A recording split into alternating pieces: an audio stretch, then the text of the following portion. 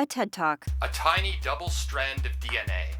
Not but what would be 2 single codons had it been located on messenger RNA. Jill Barganetti dances. I always tried to get students to move so that they could see that molecular biology was nothing like the textbook. It wasn't static. It wasn't round red and blue balls. Language fails in a lot of places to describe chemistry and biology. But when you're seeing it or you're thinking about how does a cell know to communicate this, there's no language inside the cell. The great helicase, roaring across the nuclear plane. There's only movement and charge and energy in the cell. People dance. To explore complex systems like the human body and complex diseases like cancer, we need to use many different methods of understanding. Dr. Jill Barganetti and her students at Hunter College have been using the creative and physical experience of dance to help feel and know how the body's chemical and biological processes work and what happens when, as in the case of cancer, they break down. Microscopic organisms swim. Words appear, science forward. In a lab, Emily Rice, PhD, astronomer, host, Science Forward. Researching cancer presents a particular challenge. Our understanding of exactly what cancer is has changed over time, and it is clear now that a single cure for cancer is not a realistic goal. Different types of cancer are going to require different types of tactics. In this video, we will discuss what cancer is and how it can be investigated at many different scales, from molecules to tissues to people to populations. Let's start with the basics. What is cancer? Cancer is not a single disease. There are many different forms of cancers, even in a particular cancer of a body part. So there are organ-specific cancers, but even those organ-specific cancers are all very different cancers based on the genetics of the cancer. If you think about how a cancer arises, it starts off with your normal cell that then becomes increasingly more abnormal. I would say all cancers are cellular in origin, so we can say that as a definition of cancer. They come from a cell replicating out of control. Certainly our understanding of cancer has become more molecular biology oriented. It's clear now that cancers can share things across different organ systems. So breast cancer can be very, very similar to ovarian cancer based on the genetics.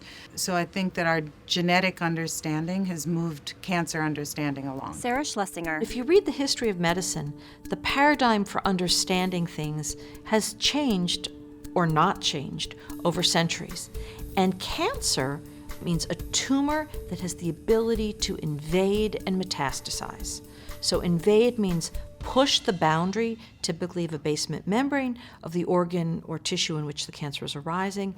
And then metastasize means spread and form distant colonies that are autonomous and growing on their own. So when people talk about a cure for cancer, it's like saying a cure for infectious disease. I don't believe we're ever going to find a single silver bullet that's going to cure all cancer. Cancer research requires different types of experimental work, from molecular assays at the lab bench to clinical trials. At any scale, cancer researchers need to think about how to properly design their experiments, and they often work with model organisms. Knowledge sense. Dr. Barganetti investigates molecular pathways that are involved in the development of cancers. So there are 2 basic pathways that we study in the lab.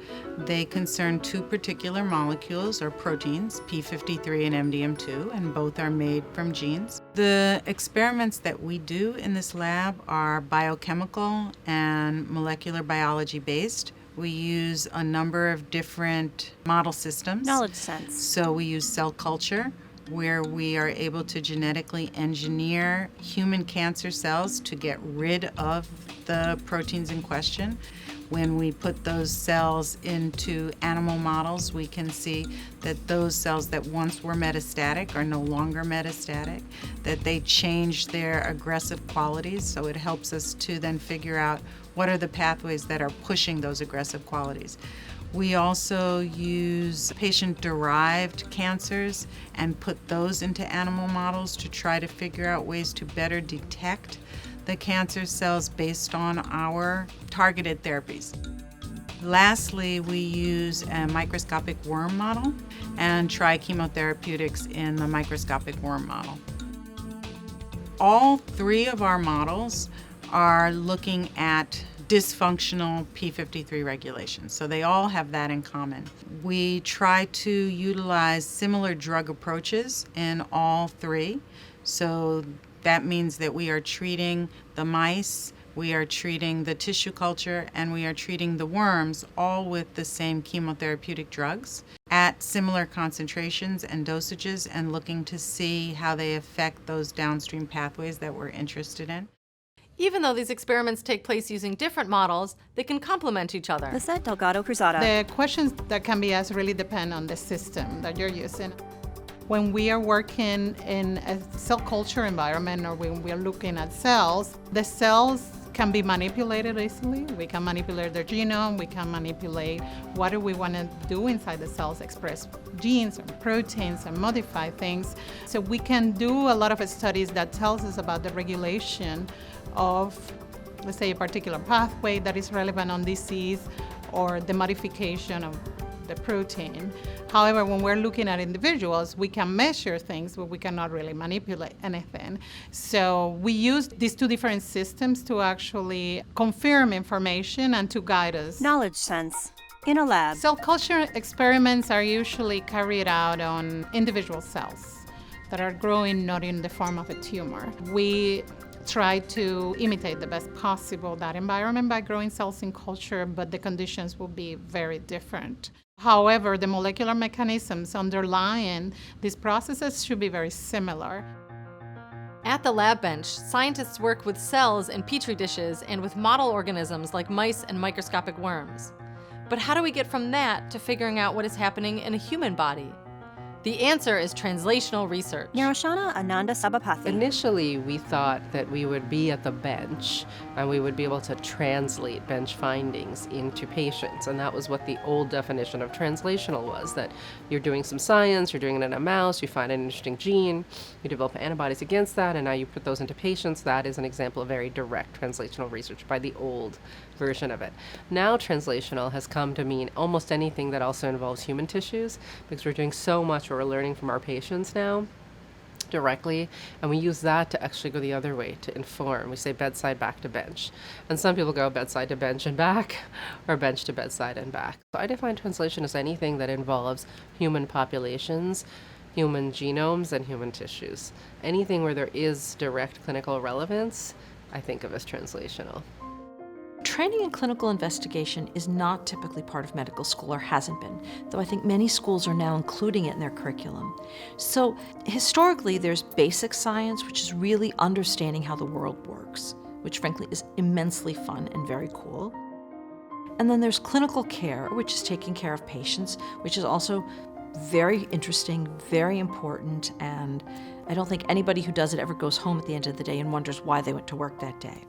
But the bridge between the two, how to bring basic science into the clinic, is called translational science. And that's what I do, and that's what our training program trains people to do. So typically in one's PhD, if one does a PhD, one learns basic science. And in medical school, you learn clinical care. You learn how to take care of people. You learn how to operate on people. You learn what to do in an emergency room. All of that's wonderful and important. But to combine the two, this sort of new discipline of translational science has developed. So how are experimental approaches different when you are working with humans or human population data? Clinical investigation is like any other experiment. And one of the things that I think is most important is to understand that the rigor that you would bring to any basic science experiment absolutely has to be brought to clinical investigation. Knowledge sense. Because at the end, you need an answer you can believe. And the only way you can give an answer that you can believe is by bringing as much rigor to the process as possible. Data sense. Population studies are studies that involve individuals. Knowledge sense. Therefore, it's quite important to consider that we cannot have any names or we cannot have any private information.